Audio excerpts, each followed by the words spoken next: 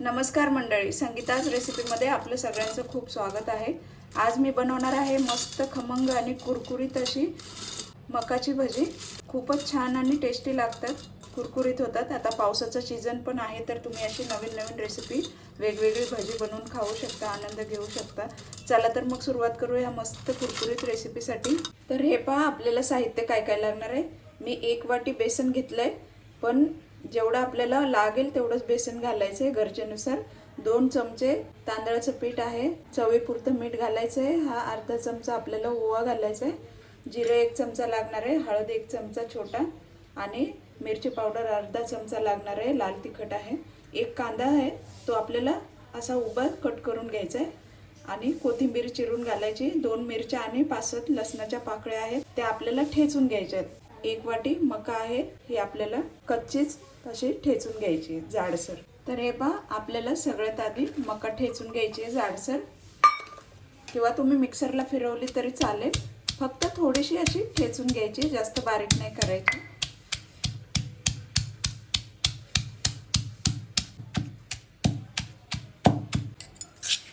तर हे पहा, अशी जाडसर वाटून घेतली, म्हणजे एकदम बारीक पण नाही केली। आता हे आपण काढून घेऊया। तर ही आता आपण काढून घेऊया बाउलमध्ये। याच्यातच आपल्याला बेसन मिक्स करून घ्यायचं। आता याच्यातच आपल्याला मिरची, लसूण आणि जिरं ठेचून घ्यायचे जरासं। थोडंसं मीठ घालूया, म्हणजे आपलं व्यवस्थित ठेचून निघेल। हे पण जाडसरच आपल्याला ठेचायचं आहे।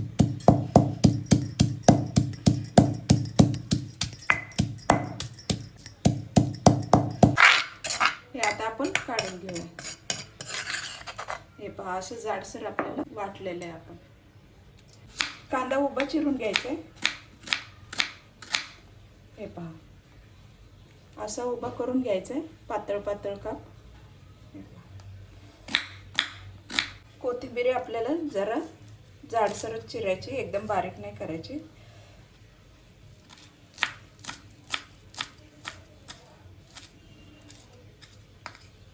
हे पहा, अशी जाडसर चिरून घ्यायची। आता आपण मिक्स करून घेऊया सगळं। हे पहा, हे ठेचा टाकलाय मकामध्येच। आता ह्याच्यात आपण कांदा घालूया, त्याच्यातच कोथिंबीर पण घालायची। आपल्याला चवीपुरतं मीठ घालायचंय, मगाशी थोडंसं घातलं होतं। आता अर्धा चमचा मीठ घालते, अर्धा चमचा लाल तिखट, छोटा पाव चमचा हळद आणि ओवा असा चोळून घालायचा, म्हणजे छान खमंग टेस्ट येतो। आता हे 2 चमचे मी तांदळाचं पीठ आहे ते घालते। तांदळाच्या पिठामुळे जरा कुरकुरीत होतात आपली भजी। आणि बेसन घालायचे, बेसन आपल्याला लागेल तसं घालायचंय। आता याला मस्त व्यवस्थित चुरून घ्यायचंय आपल्याला।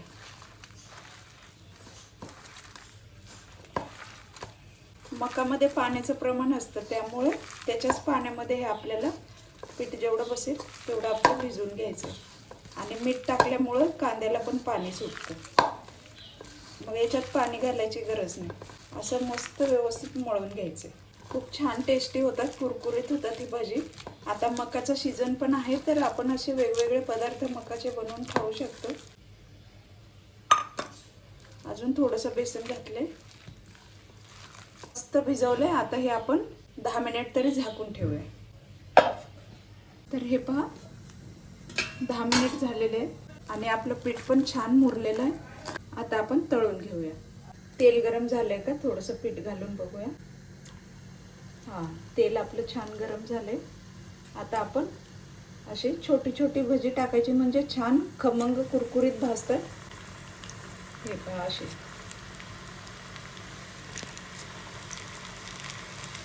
तुम्ही हे चहासोबत वगैरे संध्याकाळी नाश्त्यासाठी पण खाऊ शकता, सकाळी पण खाऊ शकता। तेलात बसतील तेवढी आपण टाकायची। थोडीशी सेट होईपर्यंत आपण याला हलवायचं नाही। आता जरासा ब्राऊन कलर झालाय, आता आपण याला पलटी करून घेऊया। हे पहा, छान ब्राऊन कलर झालाय, मस्त। मी गॅस मीडियम ठेवलेला आहे। आणि आता पावसाचे दिवस आहेत, तर अशी तुम्ही वेगवेगळी भजी बनवून खाऊ शकता चहासोबत।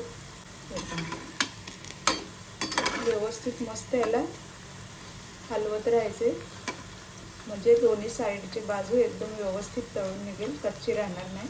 खूपच मस्त टेस्टी लागते तशी भजी. मस्त भजी झालेली आहे, तर आपली तळून झालेली आहे. आता आपण काढून घेऊया.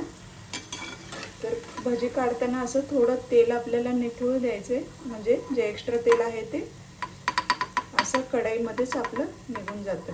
आणि मग एका चाळणीमध्ये काढून घ्यायचं. पहा, टाकतानाच आवाज एकदम खणखणीत येतोय, कुरकुरीत. हे पहा, मस्त खूपच छान आणि सुगंध पण खूप छान येऊ लागलाय. आता अशीच आपल्याला सगळी भजी तळून घ्यायची. तर तुम्हाला ही मका भजी कशी वाटली, आवडली असेल तर नक्कीच लाईक करा, कमेंट करा, शेअर करा आणि सबस्क्राईब करायला विसरू नका. अशा छान छान रेसिपी बनवून खा, मस्त खुश राहा. आणि पावसाळ्यामध्ये बाहेरचं खाणं तर टाळाच, त्यामुळे घरी असे नवीन नवीन पदार्थ बनवून खा, आनंद घ्या. हे पहा, आता हे काढून घेऊया आपण असेच निथळून. चला तर मग भेटूया मस्त रेसिपीमध्ये. थँक्यू.